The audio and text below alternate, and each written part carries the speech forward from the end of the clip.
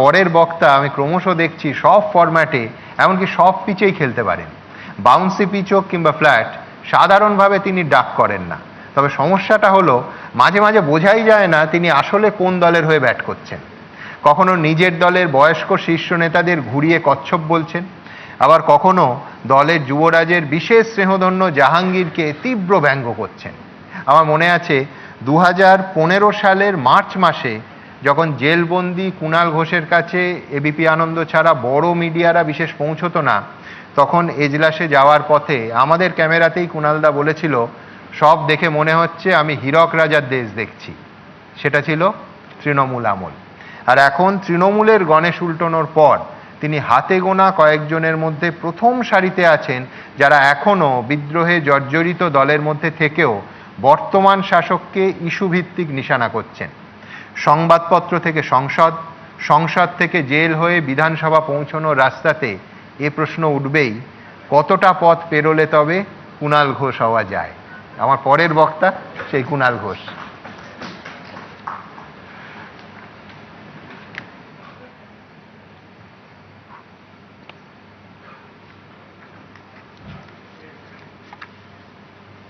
নমস্কার, শুভ সন্ধ্যা।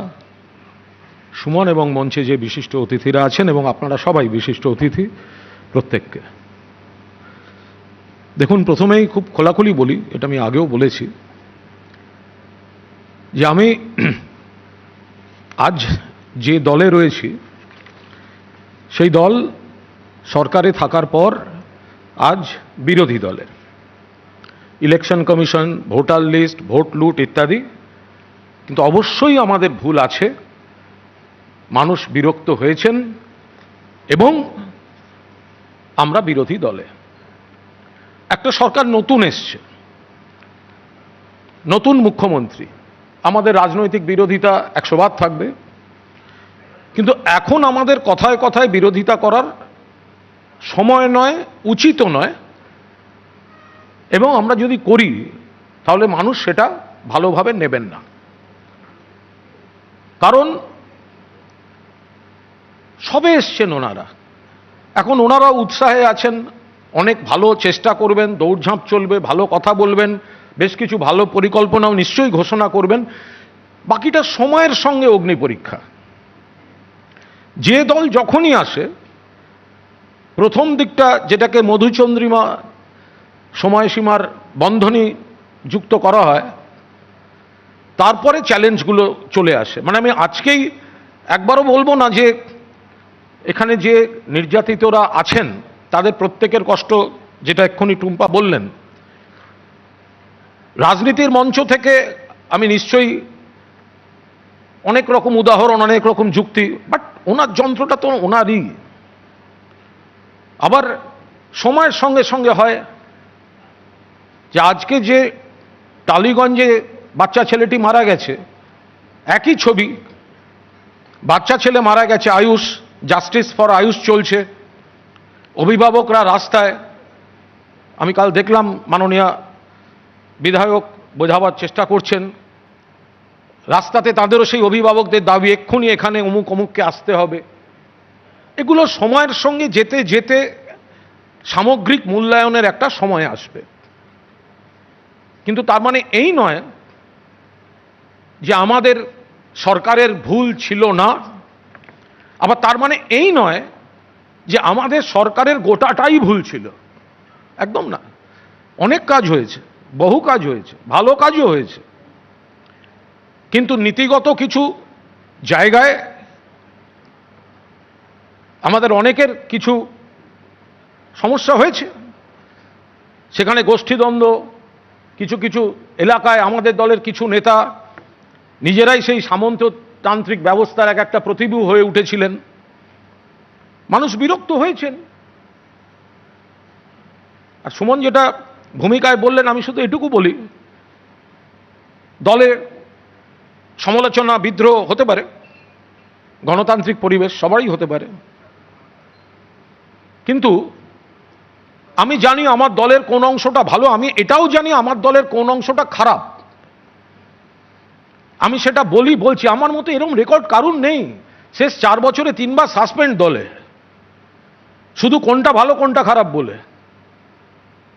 কিন্তু আমি এটুকু বলছি, দলটা যখন হেরে গেছে, বিরোধী শিবিরে বসেছে, আমি এতদিন ভালোটার সঙ্গে ছিলাম, আজকে আমার দম বন্ধ হবে,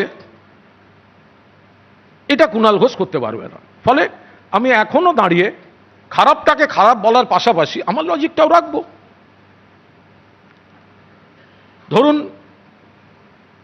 এই নারী নির্যাতন খারাপ, কামদুনি থেকে অভয়াকাণ্ড 100 বার খারাপ।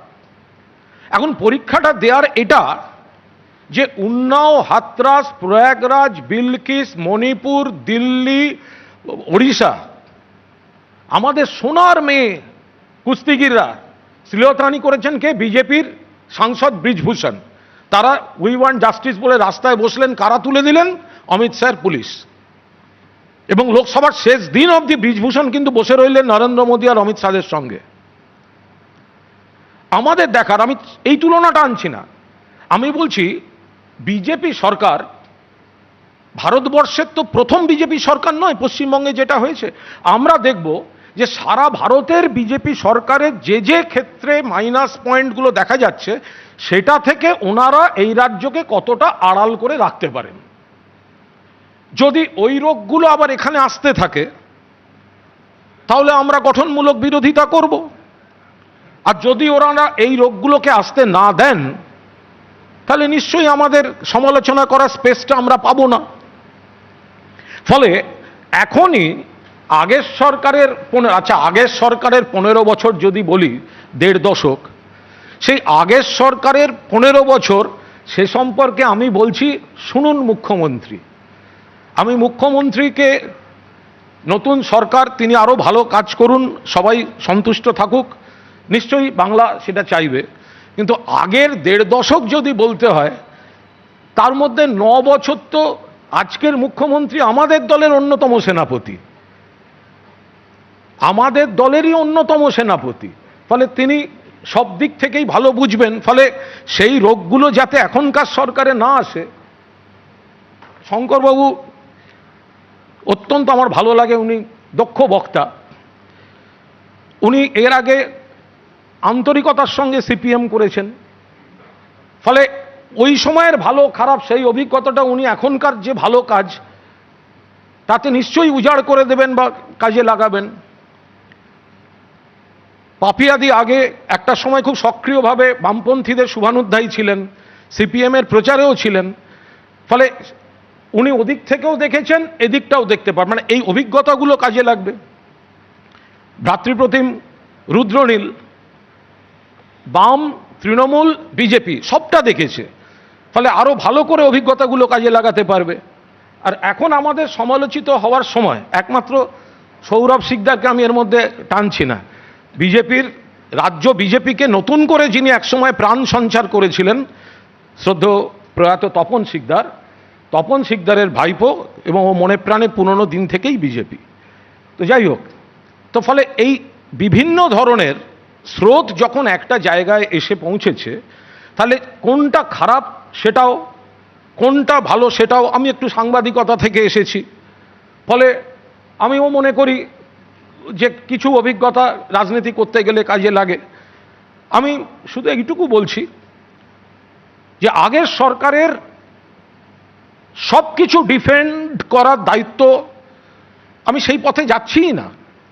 আপনারা যা যা সমালোচনা করবেন, মাথা পেতে নেওয়ার সময় এটা তর্ক করার সময় নয়, কিন্তু এটা শেষ সময়ও নয়।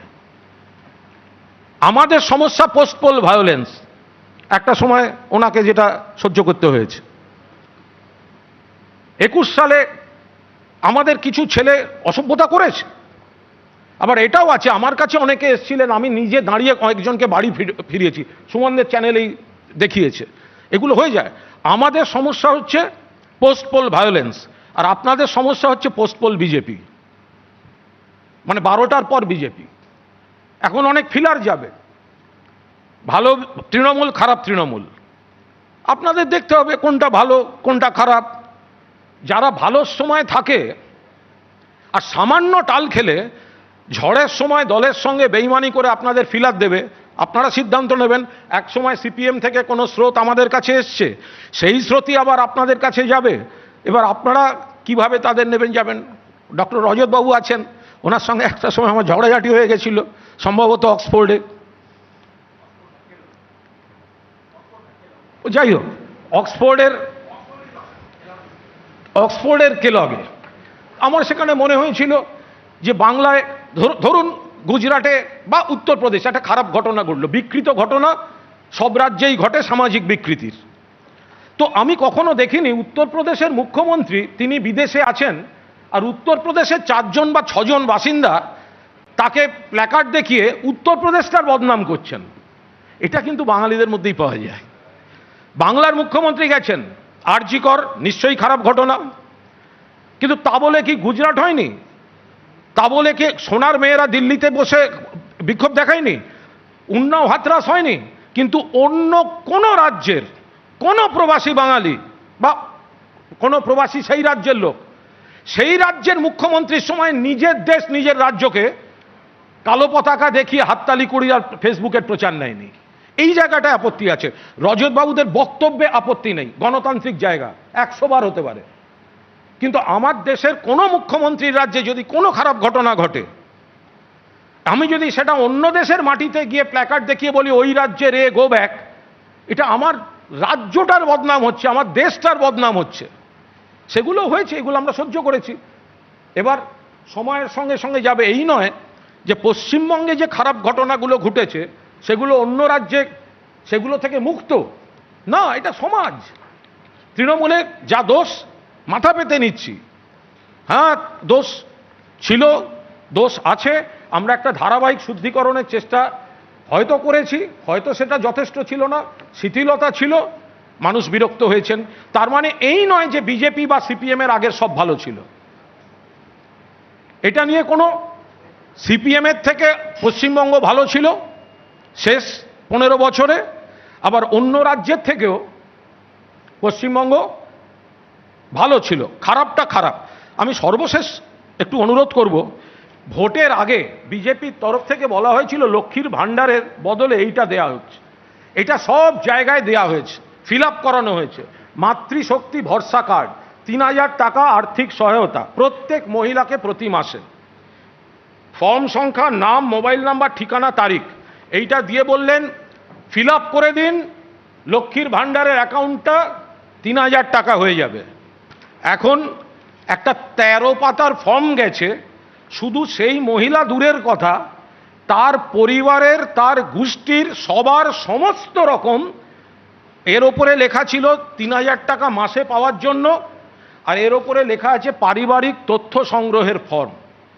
একজন জেনুইন মহিলাকে, আমি ধরে নিলাম কেউ অবৈধভাবে পেয়েছেন, স্ক্রুটিনি হোক বাদ যাক, তার জন্য একটা বিরাট সংখ্যক মহিলাকে, একজন মহিলার জেনুইনিটি দেখার জন্য তার গোটা পরিবারের যা যা তথ্য চাওয়া হয়েছে। এবার যে ছেলেটি বিজেপির বাড়ি গিয়ে এটা ফর্ম ফিল আপ করিয়ে এনেছিল, এবার তাকে বলা হোক সে গিয়ে এই 13 পাতার ফর্মটা ফিল আপ করুক। এবং 1 জুন থেকে আপনারা বলেছিলেন লক্ষ্মীর ভাণ্ডার দেওয়া হবে, অর্থাৎ অন্নপূর্ণা 3000, হকার উচ্ছেদ, গরিব যারা পুনর্বাসন ছাড়া যেভাবে বুলডোজার চলছে, সেই জায়গাটা একটু ভেবে দেখবেন। অনেকের নিশ্চয়ই রাস্তা সুন্দর দরকার, আমরা অনেক করেছি, বাট একেবারে পুনর্বাসন ছাড়া অনেক গরিব মানুষ, তাদের মানে অগতির গতি না হলে রাস্তায় ওইভাবে কেউ বসে না পরিবারগুলো, তাদের একদম বুলডোজার দিয়ে তুলে ধরা দেয়া ইত্যাদি।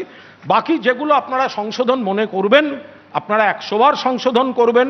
নতুন সরকার এখনো 1 মাস প্রায় হবে, নতুন পুরো মন্ত্রিসভা হয়নি, নিশ্চয়ই ওনারা করে নেবেন শিগগিরই।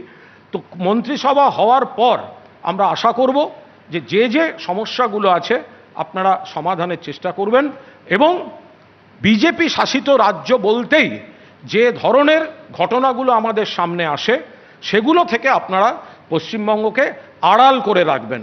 যদি আড়াল করে রাখেন তাহলে নিশ্চিতভাবে গঠনমূলক সহযোগিতা পাবেন। যদি আড়াল করে রাখতে না পারেন তাহলে বন্ধু দেখা হবে